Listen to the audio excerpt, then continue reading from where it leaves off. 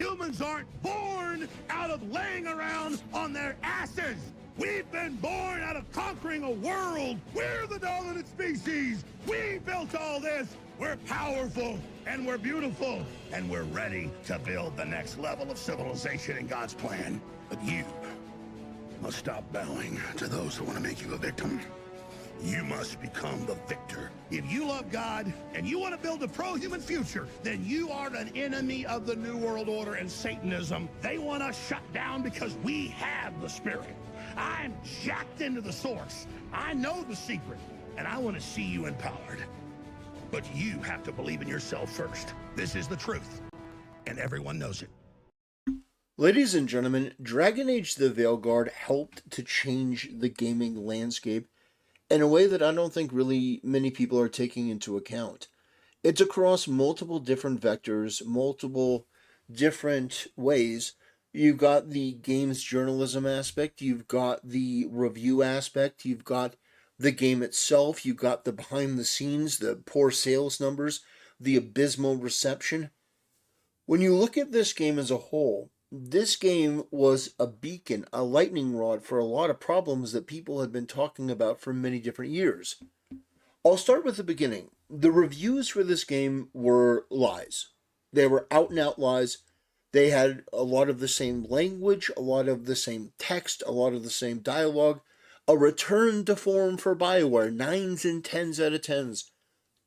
That did irreparable damage to an already irreparably damaged gaming industry. What it basically said is that your reviews cannot be trusted from this day forward. No matter what you do, no matter how hard you work to repair your reputation, I don't think that there's anything that you can do at this point, save for maybe rebranding entirely, to fix what you did as a result of this game. Because this game is obviously not a 9 or 10 out of 10. It's obviously got many, many flaws. It's obviously got many, many problems. But then you take the reception to players playing the game. The game's journalists were more than happy to, at the beginning, defend this game vociferously. People like Jason Schreier willing to go out there and say that while he may not have liked the game, he wanted it to succeed to quote-unquote own the chuds. And a now deleted tweet that is now deleted because the sales numbers and reception for this game were so absolutely abysmal. Then, the video that you're seeing on screen is taken from a 1 hour and 17-minute video that breaks down basically everything about this one character, Tosh, from all these different perspectives, revealing that this character may have had potential in some ways, but due to their physically ugly appearance, that's just completely off-putting, and then their unbearable, absolutely indefensible dialogue and personality when it comes to their, non-binary nature or their gender identity nature, this character has done more damage to the LGBT community. This game, this character, has done more damage to that than any videos on the internet from YouTube channels combined twice to the power of 10. There has never been anything more devastating to trans representation and inclusion than including trans and non-binary representation into these games. Because not only do you have these freaks going out on Twitter and going out online to basically run defense for this stuff, no matter how atrocious and terrible and off-putting it is, but when you see these fat weirdos, these women with the blue hair halfway and goes, "Oh, thank God, pronouns and representation in the game. Oh, I'm so happy they've got top surgery scars." When you have, in the beginning of this presentation, when you have people like that are selling people on the experience of the game, when they're talking about this degenerate freak shit that nobody agrees with and nobody really likes, people are sort of ambivalent towards it for the most part. They don't really care about transgender or non-binary or any of that stuff. They sort of would just let it alone if they wouldn't keep trying to push it in their face.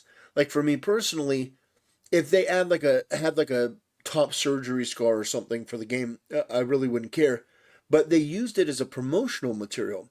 And they decided to bring on a bunch of disgusting, degenerate LGBTQ freaks to basically big that up. Oh, your character can have he, him. It's like, that was part of the marketing, that was part of the presentation that did a lot of damage.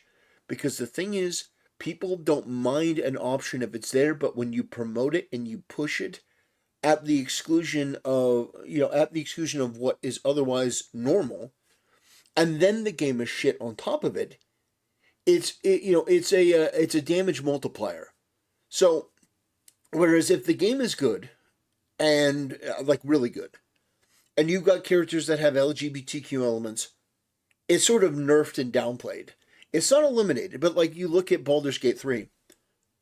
There are some people that say Baldur's Gate 3 is really good. They say it's really phenomenal, but there are woke elements in there, but it's overlooked because the game is good. I've been told the game is good. Actually haven't played Baldur's Gate 3. But if the game was bad, the woke elements would have not been any sort of help. It would have actually been a hindrance. It would have been a compound multiplier. And all of the different faults of the game would have been compounded over and over and over. You take all of this into account. You look at the behind the scenes. You look at David Gator and all these people going on these anti-fan screes, basically accusing the audience of being bigots and not accepting their brilliant, just genius level writing. When you look at the end result, no amount of bullying or shaming or belittling the audience is going to get them to enjoy the game, and you cannot shame people into making something culturally relevant. Dragon Age the Veilguard had to succeed because BioWare has had a string of failures over the last 10, 15 years. Some people have said, well, Dragon Age Inquisition was really, really good. It really wasn't. Like, it sold decently well. But that game was so bad that people didn't want to buy the next iteration. You think about that for a second.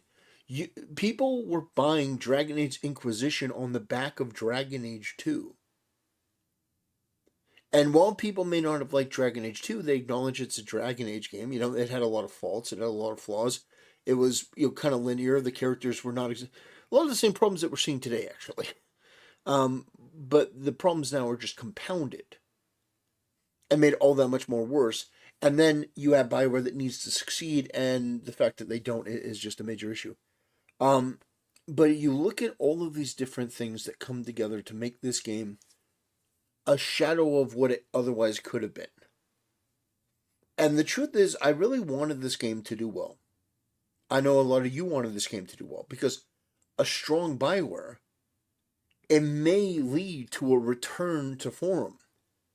Which, there's a reason why all of these games journalism outlets put that into their article, because that's what we want. But the difference is, we don't just want to hear it, we actually want to see it. We want to experience Dragon Age we want to experience Dragon Age as it was. But I don't want to hear anything about a barv. I don't want to hear, I'm misgendered, so I have to do push-ups. All of that is a completely off-putting and immersion-breaking experience that only creates animosity and disdain for the people who made the game and decided to put that in, even from people who may be amenable to your particular position. If this were just me saying this, if it were just me talking about this, that'd be one thing. But when you have people like Moist Critical, who are amenable to certain woke things and woke ideologies, this is a guy that on a debate with Sneeko, lost the debate with Sneeko because while Sneeko was arguing against the age of consent, Moist Critical actually said that he would be okay living in a world where a 9-year-old could consent to gender transition surgery and taking HRT. Like, that's the guy that didn't even really like this game all that much. That's how bad it is. That's the state that you're at. When people who are more amenable to your worldview are ducking out and don't even want to really finish the game. And then people like Asmongold gave it a 6 out of 10, and then Asmongold is so funny. He's so full of shit.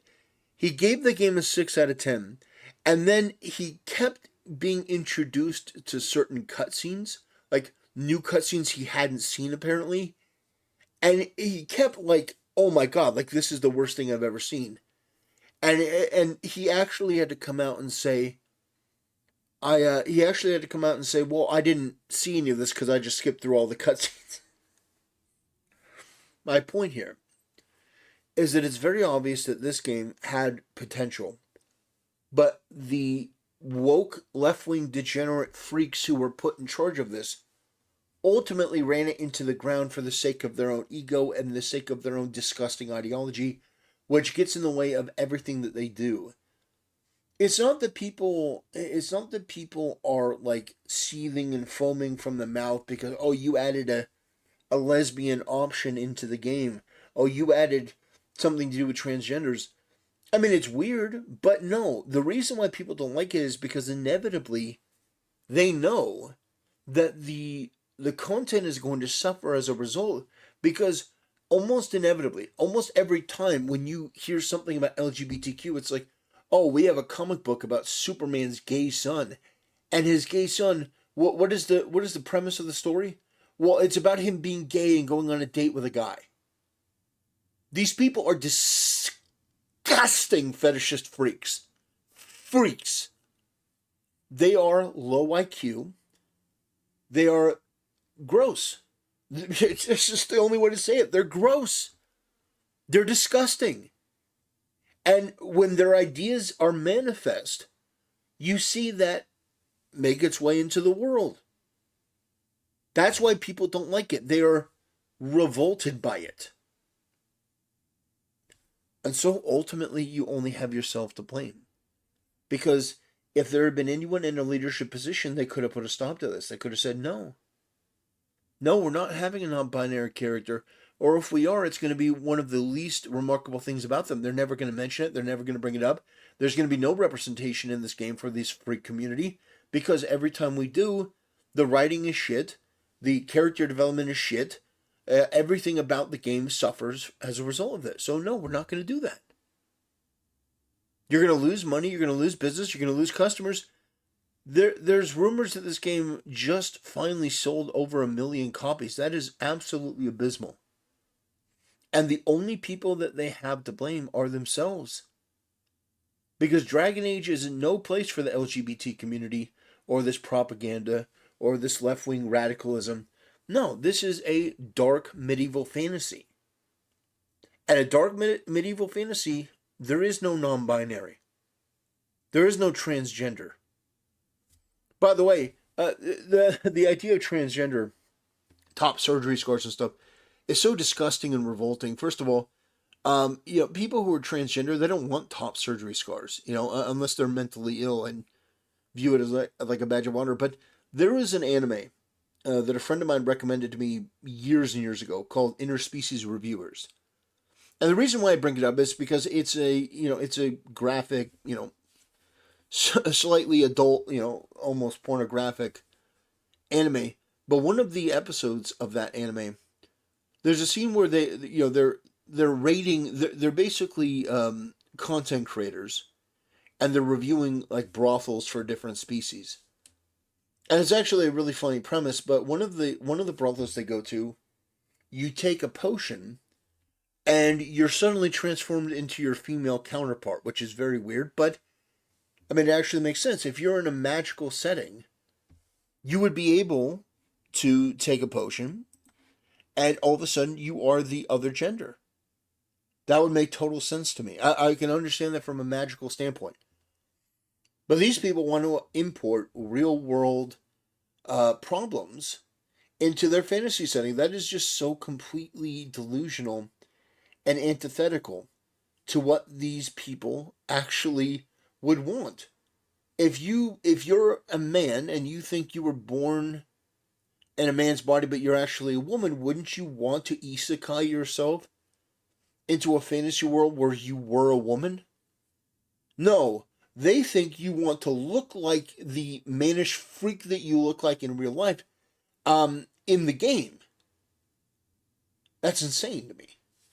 Anyway, Dragon Age the Veilguard continued to erode the trust that gamers had in the gaming press. It did irreparable damage to BioWare's reputation. It basically showed that these companies cannot exist in the left wing bubble that they desperately want to. The sales numbers for this game are a testament to the fact that you can't just do what you want. You have to give the audience something that they desire. And what do audiences desire? Well, it's actually very simple. It's very simple. They want attractive female characters. They want characters that are beautiful to look at and are nice and have a great personality. Maybe two great personalities. They want characters like this in their video game. I'm not saying that you have to dress them like this. But this is obviously a woman, obviously attractive, not some not some freak. They don't want the degenerate shit that you're cramming into games, and that has been made abundantly clear. So, ladies and gentlemen, that's going to do it for today's video. I appreciate the support. I appreciate the people who have come in to basically tell me, that they like my content. Even the people that have criticisms, I appreciate that as well. I take all of that on board and in stride. And yeah, I hope you'll keep tuning in, and I'll keep talking about the things that I find interesting in the gaming community. And I wish one day that I wouldn't have to do this anymore, and that all the entertainment that comes out would be good. Anyway, ladies and gentlemen, that'll do it. See you next time.